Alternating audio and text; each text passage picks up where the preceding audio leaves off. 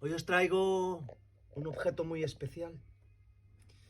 Nada, hoy quiero hablar de las estufas estas. Esta no es de queroseno, pero de algo parecido.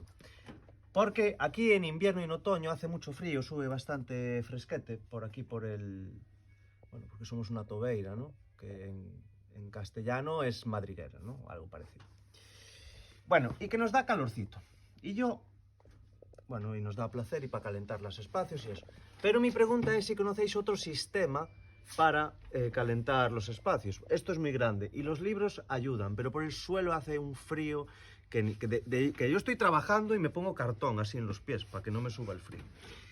Y este pues nos acompaña bastante. Lo que pasa que al ser un espacio tan grande, el calor cuesta que se quede. Hay que estar bastante atento a las puertas y eso, pero bueno, se va consiguiendo una temperatura más o menos agradable.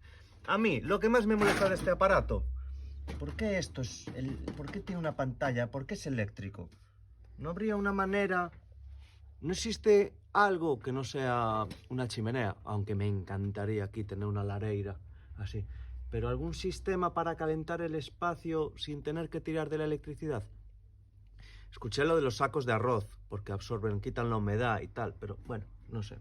De momento con este cacharro. Y alguna vez dio algún susto, porque de repente empieza a oler a gasolina que tira para atrás, o a veces en una ocasión salió humo. Yo no lo vi. Esto me lo contó mi compañero, del cual me fío. A mí me cuesta creerlo, pero bueno. No, esto acaba de quedar muy mal. Que una vez salió humo. Así que nada, esto pues decora la librería. Por suerte o por desgracia, porque no son muy bonitas estéticamente, pero bueno, están aquí.